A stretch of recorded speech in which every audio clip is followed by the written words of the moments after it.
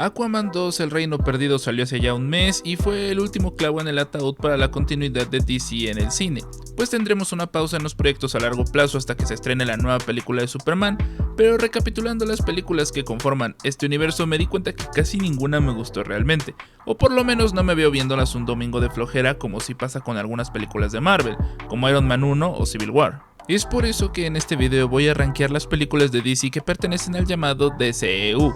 Cabe aclarar que es mi opinión personal y si no estás de acuerdo conmigo eres libre de poner tu opinión en los comentarios. ¿A quién engaño? Desde que decidí volver a estudiar y trabajar a la vez no hay domingos de flojera. ¡Va, ayuda!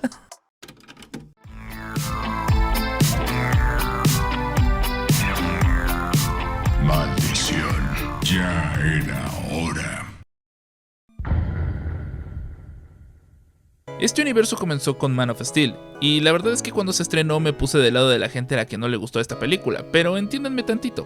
Al igual que la mayoría de esta sección del fandom, crecí con un Superman más clásico, para ser específicos el Superman de The Animated Series, el cual para mí sigue siendo el Superman definitivo, prácticamente un ser de luz que sería incapaz de dañar una mosca por error, y que hará lo posible para que todos estén a salvo.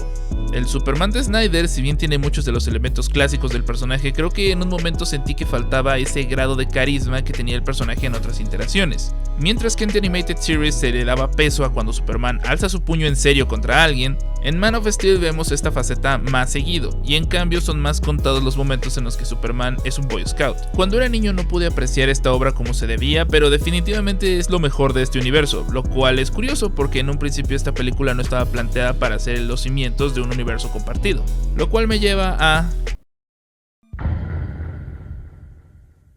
Batman v Superman es una película rara, pues en un arrebato de querer alcanzar a Marvel nos colaron como 4 películas en una, donde la trama es errática, los personajes tienen poco o nulo desarrollo, y la Liga de la Justicia es pobremente tiseada sin generar ningún tipo de hype. Aunque apresurado, creo que la película hubiera funcionado perfectamente con Batman Superman y un cameo de Flash viajero del tiempo en una escena postcréditos. El conflicto entre los dos iconos de DC está bien planteado, por lo menos en su versión extendida.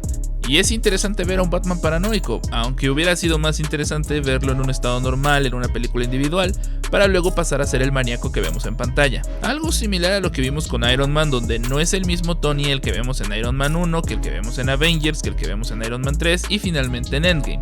Vemos al personaje crecer, madurar y cambiar, lo cual hace más notorios sus ataques de ira en Civil War y Endgame, por ejemplo. Aún así, Batman v Superman es una cinta entretenida que, aunque se tropieza, nos deja con un vistazo incierto hacia el futuro, el cual nos deja con ganas de saber más de estos personajes, pero... Guardianes de la Galaxia fue todo un hito en las películas de superhéroes, pues fue un completo éxito tanto en crítica como en taquilla, sin usar a personajes conocidos del medio. Antes de la película, los Guardianes eran nadie más nada en Marvel. Lógicamente, buscando repetir este efecto, llegó Suicide Squad de 2016, que si bien sigue la continuidad de este universo, es la primera de las películas en presentar un estilo completamente distinto al contar con un nuevo director. Aunque dicen las malas lenguas que debido a que Batman v Superman no fue el éxito que esperaban, Warner metió mano a este producto para hacerlo más funcional, pero solo terminaron arruinando lo que en otras manos pudo ser la marca distintiva entre Marvel y DC. Creo que lo mejor de la película se ceba en los primeros 15 minutos, pues aunque mucha gente no le gusta, la presentación de todos los personajes me parece divertida de ver, y también muy interesante. Y si el 90% del equipo no fueran villanos de Batman, hubiera sido una manera perfecta para presentar la existencia de otros héroes ejerciendo en ese momento, como lo hicieron con Flash, que recordemos es su primera aparición a cuadro.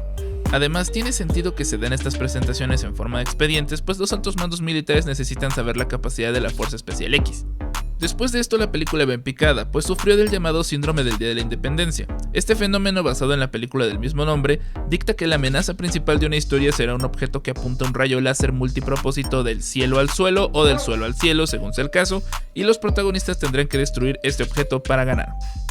El conflicto y planteamiento de la película están mal llevados, pues en lugar de decir que el creciente número de metahumanos obliga al gobierno a tener un equipo de respuesta, usan a Superman como excusa, reuniendo un equipo para enfrentar a otro Superman en el futuro.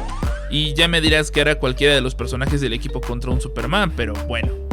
Por lo menos Enchantress sí podría hacer algo contra Superman, pero decidieron convertirla en la antagonista principal y forzar situación tras situación para que el equipo pueda derrotar una amenaza de nivel mundial contra la que claramente no tendrían oportunidad. Esta situación es mucho mejor llevada en la versión de James Gunn, pero ese es otro tema. Sé que mucha gente me va a odiar por esto, pero no me gusta ni la película de la Mujer Maravilla ni de Aquaman. En el caso de la Mujer Maravilla creo que es algo genérica, su trama y su propuesta visual no me llama para nada la atención. Tampoco me encanta el hecho de que solo haya 2 personajes en toda la película con desarrollo, siendo Diana y Strip Trevor. Tiene un antagonista olvidable y un pobre uso del mundo mitológico de DC.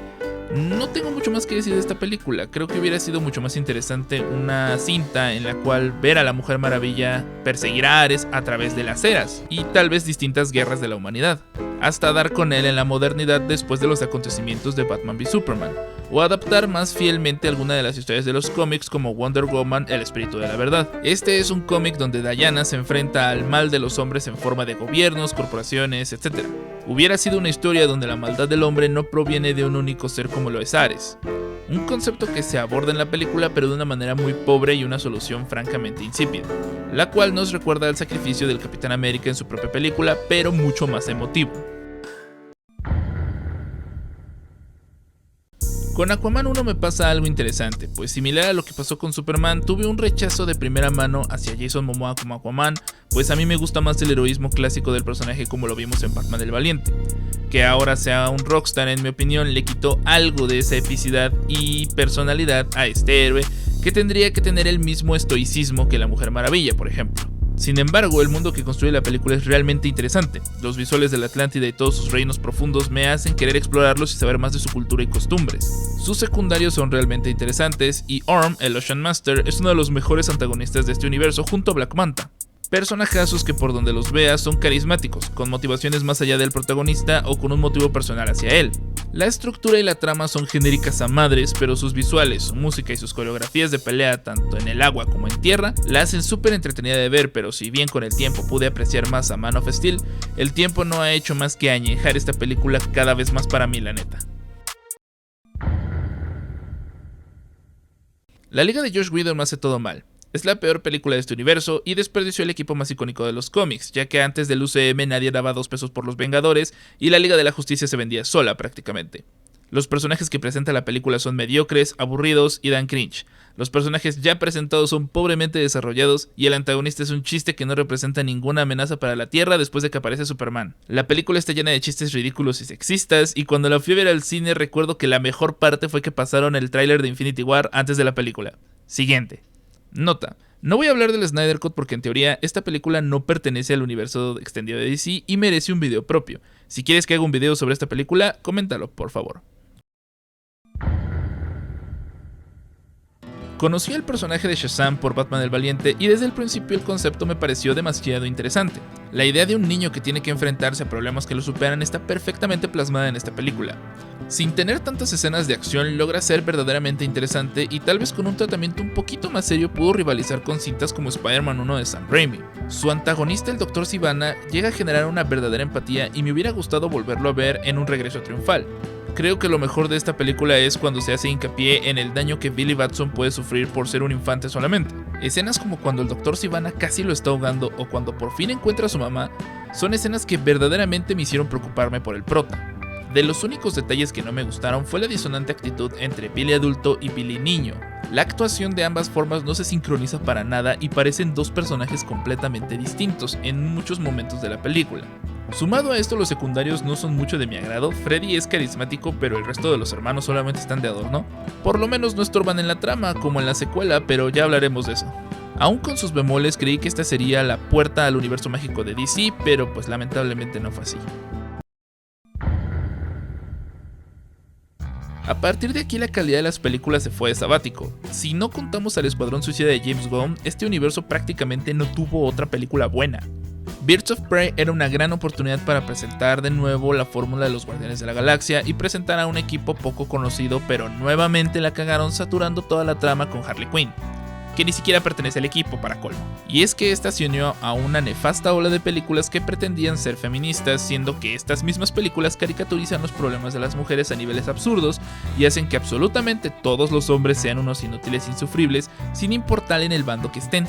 Ninguno de los personajes nuevos presentados es interesante y son reducidos a estereotipos más básicos como René Montoya, que es la única buena policía de Ciudad Gótica, Cassandra Cain, que es reducida a una carterista X, y Huntress, que tiene la personalidad de una piedra película, y no sé a qué genio se le ocurrió la gran idea de que Canario Negro no usara sus poderes más que una vez en toda la película. Ni en Umbrella Academy vi estos nerfeos. Su villano es detestable y ridículo sin ninguna pizca de personalidad. De no ser porque alguna otra escena de acción está a 2-3, la pondría debajo de la Liga de la Justicia sin dudarlo.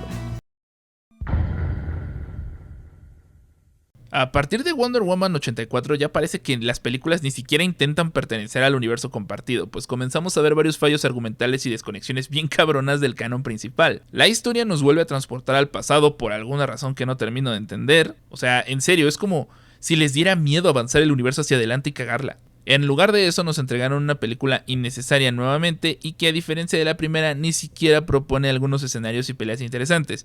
El villano carece de toda profundidad de la que goza de los cómics además. Uno de los némesis de la Mujer Maravilla, Cheetah, se desperdicia en un par de combates muy mediocres y con un diseño cuestionable. Y ni hablar de la armadura de Sagitario que le dieron a Diana, que solo sirvió para vender merch de la película.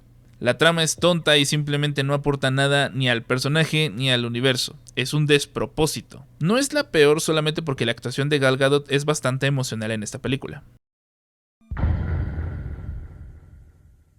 Black Adam. ¡Ay, Black Adam! No es una mala película sinceramente. Copia muchas cosas de otros lados como el Eternium, que es una mezcla entre la Kryptonita y el Vibranium de Marvel, quitándole todo lo interesante a este material de los cómics. Pero obviando esos detalles, hay vestigios de lo que pudo ser una película muy buena de un antihéroe, sobre todo con el discurso de un país ocupado por fuerzas militares y que los gobiernos y héroes extranjeros no se han tomado la molestia de ayudar. Creo que si hubieran profundizado más ahí y menos en el regreso del enemigo más genérico de este universo, la película hubiera resaltado, y lo digo en serio. La Sociedad de la Justicia, sin llegar a ser tan icónica, me resultó bastante carismática, y me dejó con ganas de saber más de la historia de sus miembros. Los poderes del Doctor Destino se parecen sospechosamente a los de Doctor Strange en algunos momentos, pero es un detallito sin importancia y es algo que también pasa en los cómics.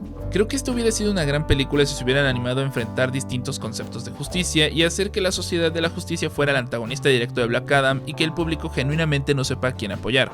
El desenlace del conflicto hubiera sido interesante, pero lástima que no volveremos a ver a ninguno de estos personajes jamás. Shazam 2 mata todo lo que hizo bien la primera.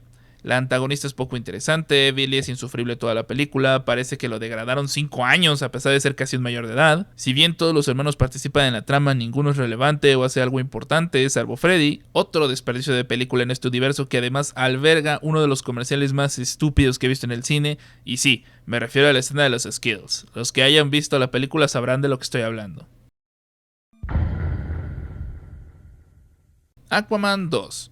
Decidí hablar de esta película primero que Flash porque creo que dentro de sus limitantes pudo entregar una cinta que por lo menos no me aburrió. Tengo todo un video con mis primeras impresiones cuando la fui a ver al cine, pero podemos resumirlas en que la película la carga Aquaman junto con Orm. Aquí podemos ver un poco más del heroísmo clásico del personaje y cómo es más proactivo en la trama. De la misma forma, el diálogo que se forma entre su medio hermano y él es bastante emotivo y me recuerda a la relación que tiene Gamora con Nebula en Marvel. Mucho más diluida, obviamente, pero sus sentimientos son similares. No se siente como el cierre del universo, pero por lo menos tuvo la decencia de cerrar todos los cabos sueltos de su duología y no dejar una falsa esperanza de continuidad, no como cierta película vende humo. Por último, una película a la que tenía gran fe y me acabó decepcionando por completo fue The Flash. Yo fui un gran fanático de la serie de CW en sus primeras 3 temporadas antes de que se volviera una telenovela que poco tenía que ver con superhéroes. Ezra Miller no me había agradado como Flash en Justice League, por lo que una nueva película con él me parecía algo insufrible, pero luego vi el Snyder Cut y genuinamente me emocioné por lo que una dirección competente podría hacer con un personaje tan interesante como lo es Flash. Lo que acabó pasando es que nos volvieron a traer a un Barry Allen que la mayor parte del tiempo que lo ves en pantalla lo quieres ahorcar. Bueno, a uno de ellos. No entiendo cómo pareció ser buena idea tener a 2 Barrys en la misma película. Supongo que sirve para hacer una película de origen a la vez que una continuación y para traer un plot twist en el villano, pero me pareció una trama muy olvidable. Es una pena que lo mejor de la película sea el Batman de Keaton y Supergirl de Sasha Calle, porque no los volveremos a ver nunca más. Creo que son personajes que tenían potencial y bastante carisma. Se notan todas las referencias que quisieron hacer al universo DC que habían formado hasta ese momento, pero sinceramente se quedan cortos en algunos aspectos, como por ejemplo nunca nos explican qué pasó con Diana en esta nueva línea temporal. El festival de cameos en CGI es lamentable y el final es una completa incongruencia. Es increíble que la casa que vio nacer el concepto del multiverso no pudo hacer una buena película con este concepto. Pero bueno, esa fue mi opinión acerca del DCU. Dejé fuera Blue Beetle porque sinceramente esa película funciona perfecto fuera de esta continuidad y me gustaría que Gunn lo tomara en cuenta para el futuro. En definitiva, podemos decir que el mayor error de esta franquicia fue la falta de dirección general. La mayoría de las películas van a su propio ritmo y las mitologías son constantemente desaprovechadas. Nunca se llega a sentir un lazo genuino entre los héroes debido a la poca interacción que tienen unos con otros y la poca química que tienen entre sí. Su esfuerzo por encajar con las agendas políticas hicieron que sus propuestas más arriesgadas se convirtieran en productos prefabricados. En definitiva, un proyecto que lejos estuvo de alcanzar al UCM ni en sus mejores días. Pero no crean que se la cromó a Marvel. Tengo pendiente un video de cómo arreglar la fase 4 que es un completo desmadre, pero denle like a este video si quieren ver ese trabajo concluido. Yo soy Laura Extraña y nos vemos la próxima.